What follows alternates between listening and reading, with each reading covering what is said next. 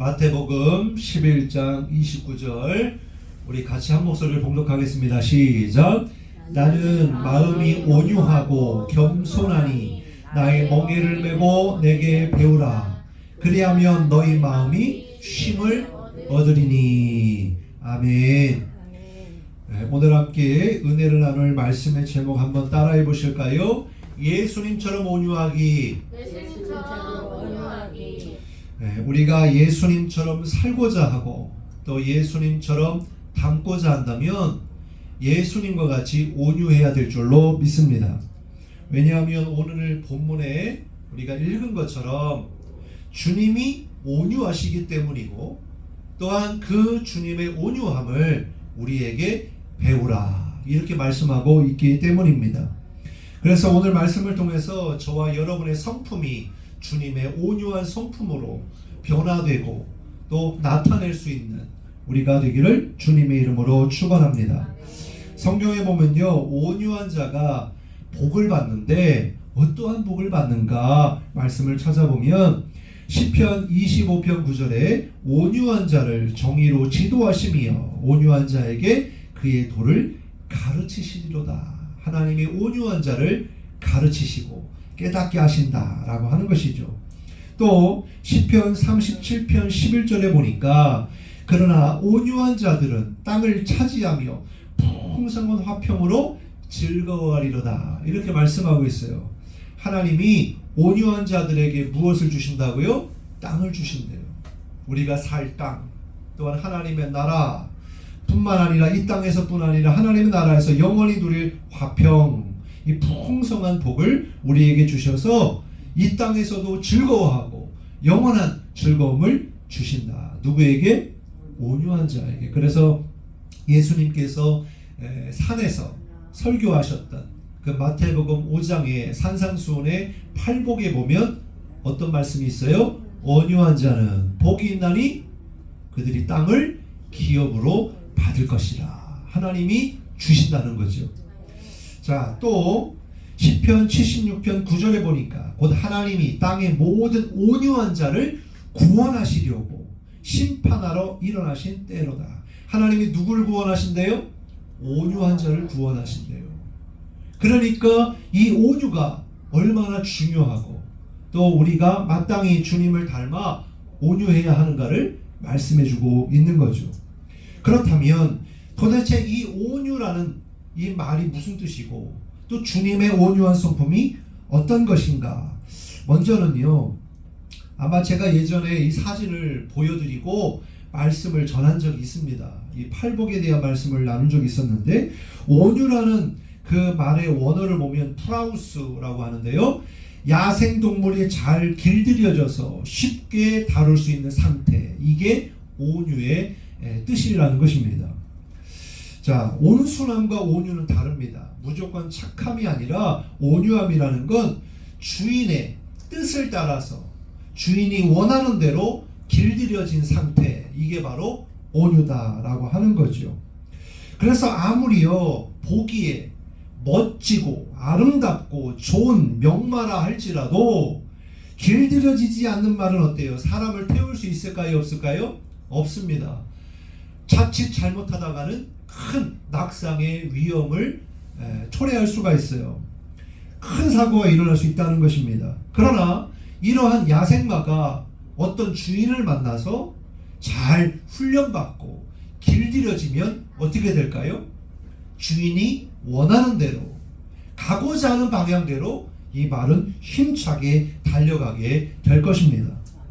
또 심지어는 이 경기를 보면 이 스포츠 뉴스나 이런 기사를 보면요, 이 말이 얼마나 주인의 말을 잘 듣는지 경주할 뿐만 아니라 어떻게 해요? 장애물도 훌쩍훌쩍 얼마나 잘 넘어다니는지 몰라요.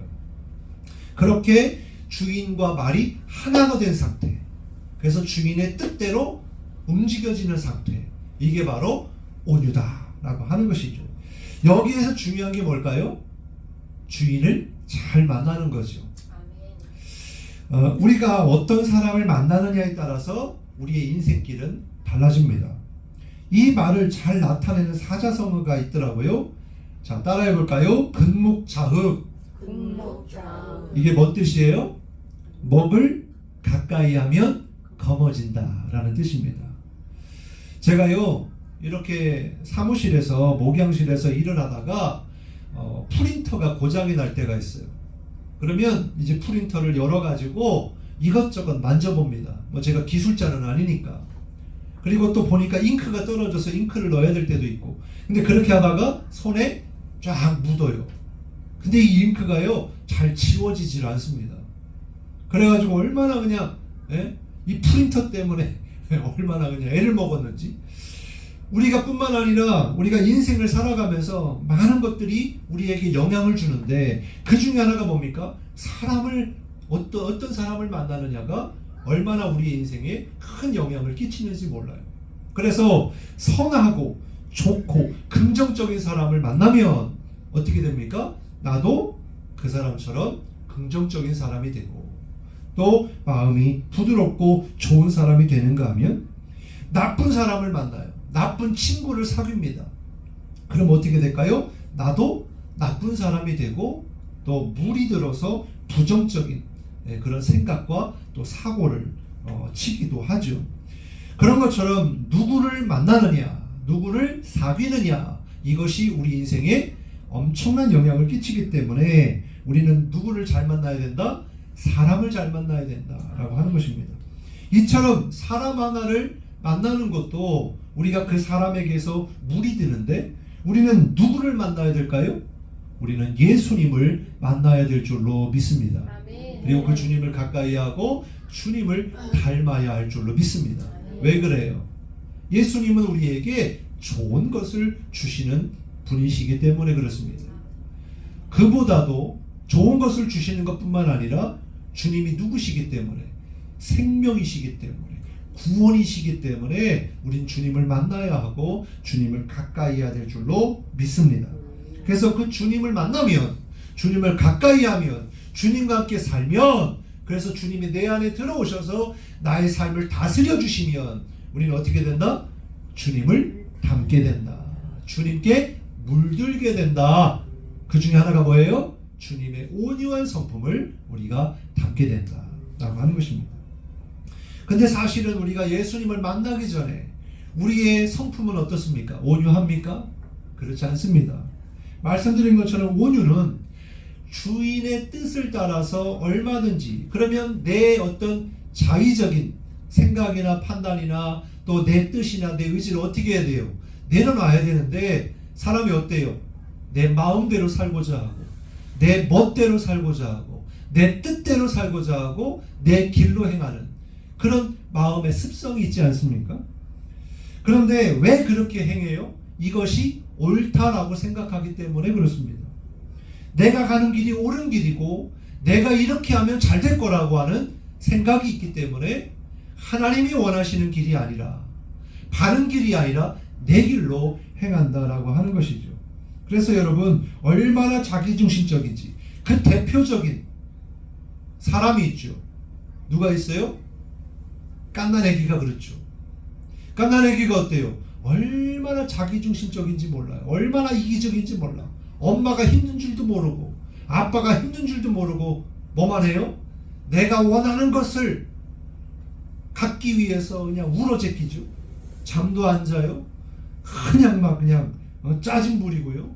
얼마나 힘들게 하는지 몰라. 근데 아이는 그걸 알아요? 몰라요? 몰라요. 얼마나 자기중심적인지 몰라. 그런 것처럼 이 아이가 자라가지고 청소년이 됩니다. 그러면 이제는 갓난아기가 잘 분별하지 못하니까 자기중심적이 강하다고 할 수 있어요. 그러면 이제 나이가 자라서 먹어서 초등학생이 되고 중학생이 되면 어때요? 이제 인지 능력이 생깁니다. 학교에서 가르쳐줘서 배우고요.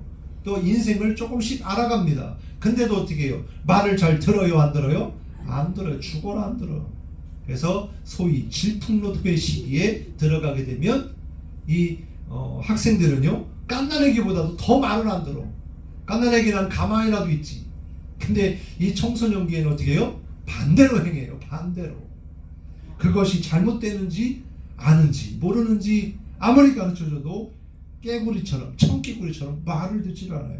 그러면 이제 청소년기를 넘어서서 사춘기를 넘어서 어른이 되면 말을 잘 들을까요? 안 들을까요? 안 들어요. 그렇죠? 경험하죠? 예, 남편 잘 들어요? 안 들어요. 그럼 뭐 여기요?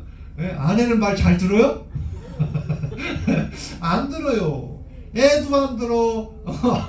남편도 안 들어. 또 아내도 안 들어. 그럼 부모님은 말 들어요? 안 들어요.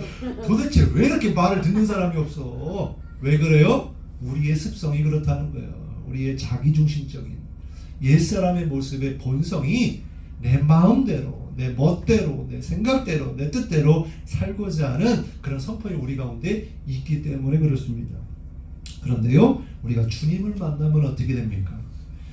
주님을 만나면요, 우리가 변화됩니다. 주님을 만나면 우리의 성품이 순종의 성품으로 바뀌어지게 됩니다. 또 주님께 길들여지고 물들어지면 주님이 그렇게 사셨기 때문에 우리도 주님을 보고 그렇게 배우게 되고 살게 된다라고 하는 것입니다. 그러면 이 모든 것들이 어떻게 이루어집니까? 주님의 사랑 때문에 우리가 변화되는 줄로 믿습니다. 그래서 말씀을 통해서 우리는 그것을 보고자 하는 거예요.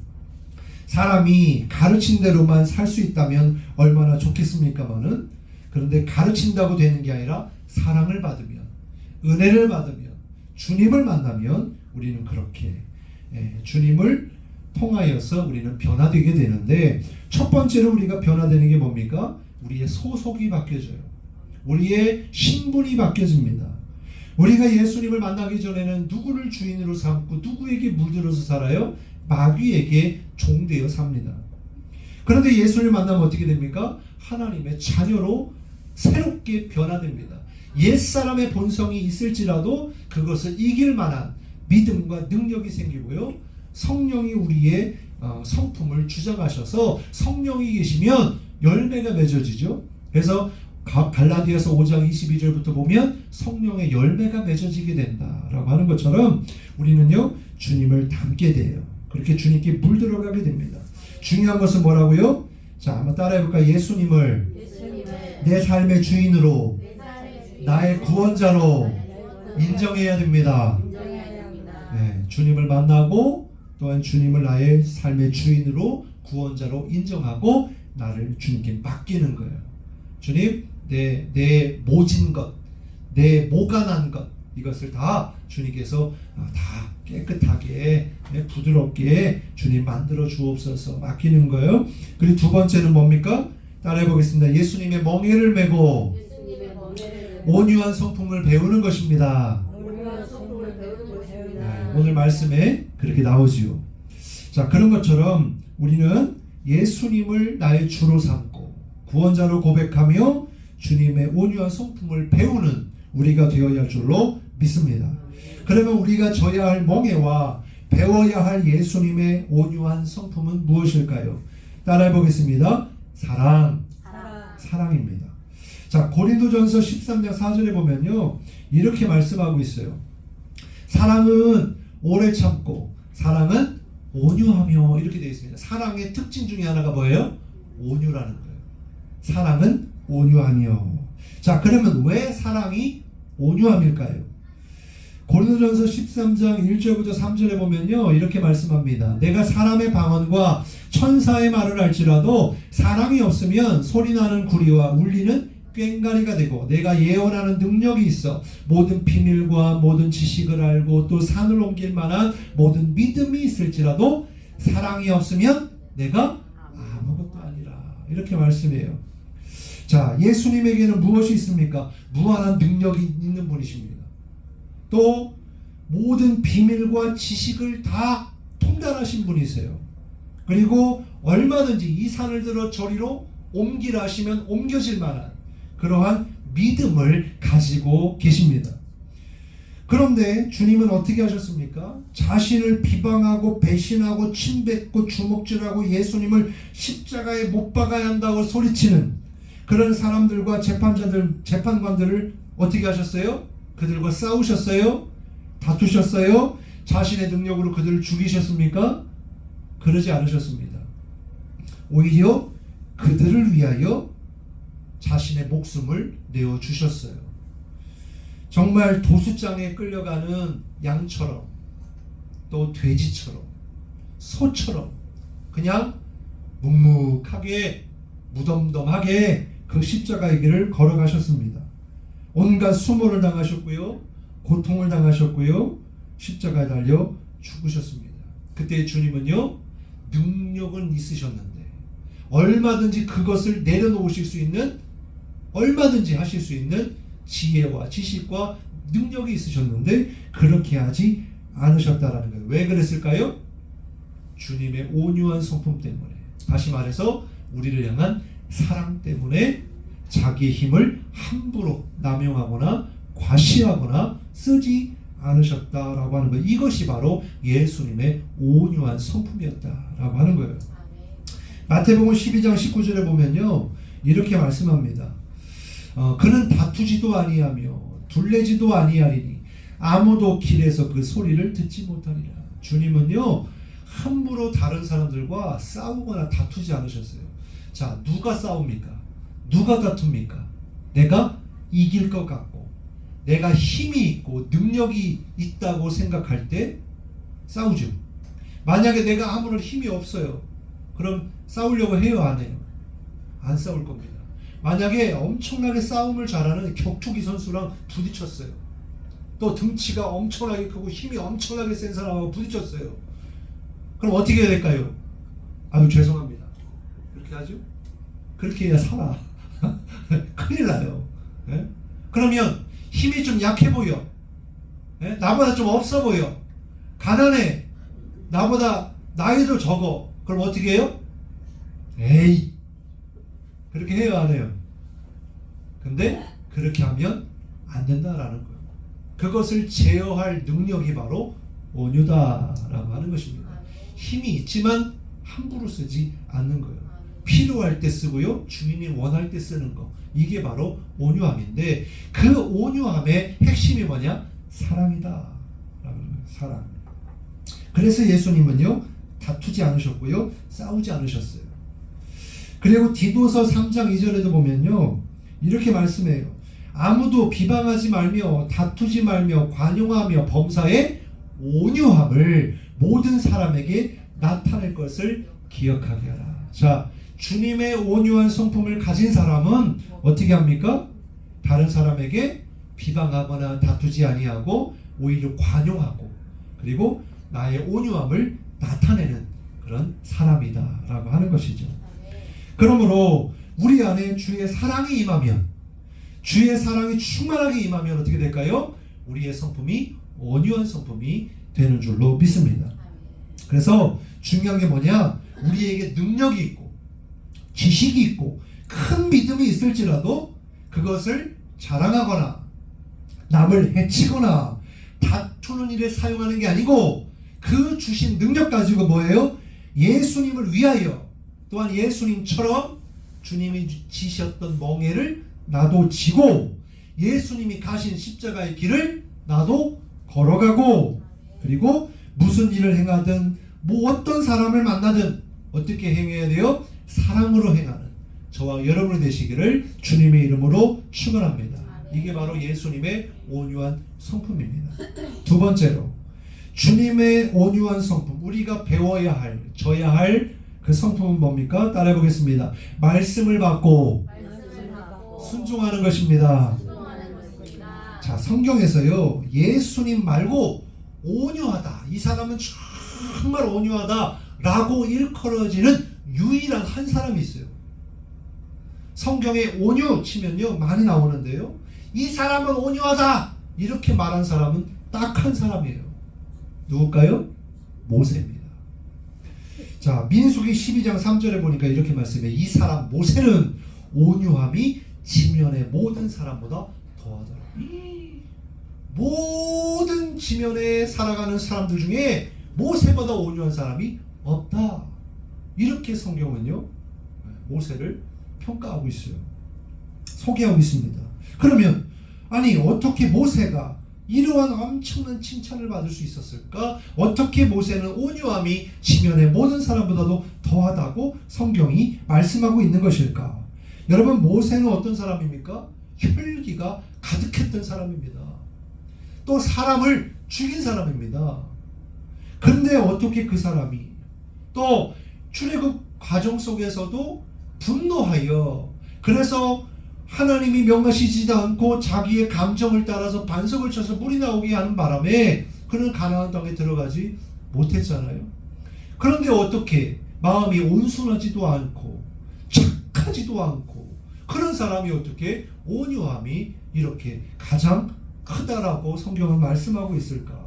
그것은요, 모세는 하나님의 부르심을 받고 40년의 광야 생활 가운데 배우고 훈련받은 것이 있는데, 그게 뭐냐면 말씀을 듣고 순종하는 훈련을 받은 것입니다. 철저하게 받았어요. 물론 모세가 처음부터 그랬던 것은 아닙니다. 하나님이 모세를 부르셨을 때, 그리고 구원의 계획을 말씀하셨을 때 모세는 5번이나 하나님의 말씀을 거절했습니다. 하지만 하나님이 어떻게 하십니까?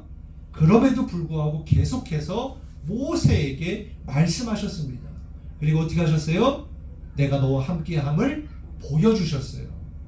그래서 할 말과 또 이제 그에게 말이 어눌하여 말도 잘하지 못하다고 하니까 아론까지 붙여주셔가면서, 그리고 기적을 보여주셨잖아요. 나일강을 떠가지고 이렇게 던지니까, 뿌리니까 피가 되고, 또 지팡이를 뱀이 되게 하고, 또 이 문둥병에 들린 것처럼 이 손이 품에 들어갔다가 나오니까 다시 괜찮게 되고, 그걸 통해서 뭘 보여주시는 거예요?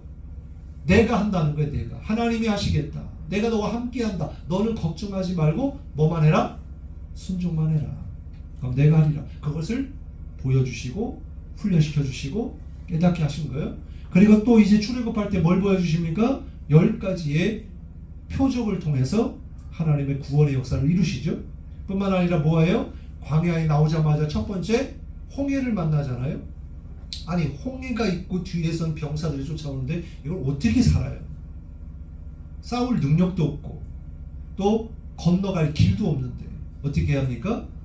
지팡이를 가지고 하나님 말씀하신 대로 너희는 가만히 서서 하나님이 하시는 일을 보라.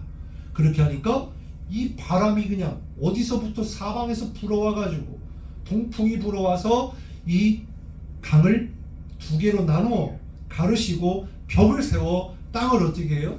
여러분, 이게요, 홍해를 가르셨다는 건요, 이거는요 그냥 가르신 게 아니에요. 만약에 거기에 물이 막 그래도 조금이라도 허리든 뭐든 그렇게 차잖아요. 그러면 아이는 못 건너요. 넘어지면 죽습니다. 근데 성경을 자세히 보면 어떻게 돼요? 다 마른 땅이 되겠죠. 마른 땅이. 물 하나 있지 않고 사람이 얼마든지 걸을 수 있을 만큼. 그리고 밤새도록, 이게요 한 번에 단시간에 바로 즉시 일어난 게 아니에요. 바람이 불고 벽을 세우고 땅을 마르는 그런 시간 동안 뭐 하는 거예요? 하나님이 하시는 것을 보는 거죠. 그래서 홍해를 건넜습니다. 또 광야에 뭐가 없어요? 먹을 것이 없잖아요. 마실 물이 없잖아요. 근데 하나님 어떻게 하세요? 하늘에서 만나, 꿀이 섞인 과자 같은 것을 내려주시는 거예요. 아니, 하늘을 보면 만나가 내려요? 여러분, 이렇게 하늘을 보고 있어서 사과가 떨어져요? 떨어질 수도 있겠죠, 사과? 중력의 법칙에 의해서. 그런데 이거는 사람으로서는 할 수도 없고 생각할 수도 없는 신비입니다. 기적이에요. 근데 하나님 어떻게 하세요? 하시죠. 그렇게 보여주시고서 뭘 하십니까? 모세를 시내산으로 부르십니다. 그리고 40주야를 말씀하세요. 말씀하세요. 그래서 주신 게 뭡니까? 10계명이죠. 그래서 하나님이 원하셨던 건 뭡니까? 말씀을 듣고 그 말씀대로 살면 살리라 라는 거예요. 살리라. 그것을 철저하게 훈련받은 사람이 모세입니다. 그래서 모세를 보면요, 성경에 하나님이 말씀하시는 대로 그 말씀을 듣고 순종하는 삶을 살았기에, 그래서 하나님은 모세가 그의 온유함이 이 지면에 사는 모든 사람보다도 더하다라고 말씀하고 있는 것입니다. 핵심은 이거예요. 온유라는 것은 뭐냐? 하나님의 말씀을 듣는 것입니다. 들을 수 있는 자세, 그 들을 수 있는 마음의 태도, 그리고 그 말씀을 들었으면 받았으면 어떻게 순종해야 바로 온유한 사람이다 라고 하는 것입니다. 그래서 야고보서 1장 21절에 보면 이렇게 말씀해요. 그러므로 모든 더러운 것과 넘치는 악을 내버리고 너희 영혼을 능히 구원할 바 마음에 심어진 말씀을 어떻게 하라? 온유함으로 받으라. 온유함으로 받으라. 그렇습니다. 아무리요 지금 우리가 어떤 시대를 살아가고 있냐면요, 말씀의 홍수 시대를 살아가고 있어요. 여러분 인터넷 치고 또 기독교 TV 보고 핸드폰을 보면요, 말씀이 쏟아져 나와요. 주일날 5만 개가 넘는 교회, 우리나라에만 5만여 개가 넘는다고 그러는데, 교회가 주일날 예배를 드리면 설교가 몇 번이 나오는 거예요? 5만 번 이상이 나오는 거예요. 그러면 주일 이 시간에만 5만 번 이상이 나온다는 건데, 얼마든지 내가 원하는 목사님, 원하는 교회 사이트 들어가가지고 유튜브 들어가가지고 얼마든지 말씀을 들을 수 있는 홍수 시대를 살아가고 있는데, 중요한 게 뭐냐? 아무리 말씀이 많고 그 말씀이 너무 좋고 이 말씀을 전하는 목사님이 엄청나게 유명한 자라 할지라도, 중요한 건 내가 그 말씀을 하나님의 말씀으로 온유함으로 받느냐. 아멘이세요. 그리고 그 말씀을 듣고 순종하는 사람이 있느냐. 말씀을 받고 순종하는 건 아무나 그렇게 하는 게 아니에요. 전도도 마찬가지죠. 누가 듣습니까? 온유한 사람이 듣는 거예요. 온유함으로 받는 사람이 듣고 순종하는 거예요. 그래서 우리가 주일날 이 아침에 교회에 나와서 예배당에 앉아 말씀을 듣습니다. 근데 그냥 앉아있다고 들려지는 게 아니고, 그리고 이 말씀을 들었다고 다 순종하는 게 아니고, 누가 말씀을 듣고 누가 말씀에 순종한다? 온유한 사람이 듣고 순종한다. 여러분 온유하십니까? 아멘. 아멘. 온유함으로 말씀을 받으시기 바랍니다. 그리고 그 말씀대로 순종하시길 바랍니다. 그렇게 될 때 하나님이 놀라운 일을 행하시고 역사하실 줄로 믿습니다. 그래서 예수님을 보십시오. 철저하게 말씀대로 사셨습니다.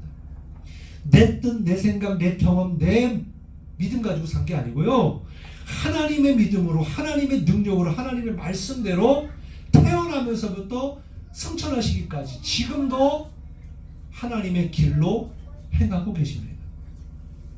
어떻게 해요? 왜요? 주님이 온유하시기 때문에. 그와 같이 우리도요, 예수님처럼 또 모세처럼 하나님의 말씀을 들을 수 있는 우리의 마음의 상태가 온유해지기를 바라고요. 그리고 그 주님이 끝까지 순종하셨는데 뭐 하기까지? 죽기까지. 십자가에 달려 죽기까지 주님이 순종하신 것처럼 우리도 어떻게 해요? 우리의 생명을 다하여, 우리의 삶을 다하여 말씀에 순종하는 저와 여러분 되시기를 주님의 이름으로 축원합니다. 그리할 때 오늘 본문에서 뭐라고 말씀합니까? 나는 마음이 온유하고 겸손하니 나의 멍에를 메고 내게 배우라. 그리하면 너희 마음이 어떻게 됩니까? 쉼을 얻으리라. 여러분 말씀대로 사는 게 어려운 것은 내 생각대로 살려고 하기 때문에 어려운 거예요. 안 들으려고 하고 그렇게 안 살려고 하니까 부딪히는 거예요. 그래서 내 속사람이 어때요? 사도 바울이 이렇게 말하지요. 날마다 나는 죽노라. 그러면서 내 속에 육체의 소욕과 성령의 소욕이 날마다 싸우노라. 이렇게 하잖아요.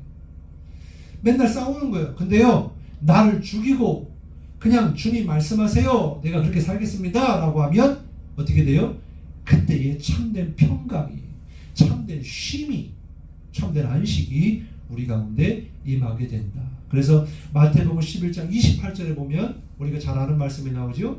수고하고 무거운 짐진 자들아 다 내게로 오라. 내가 너희를 쉬게 하리라.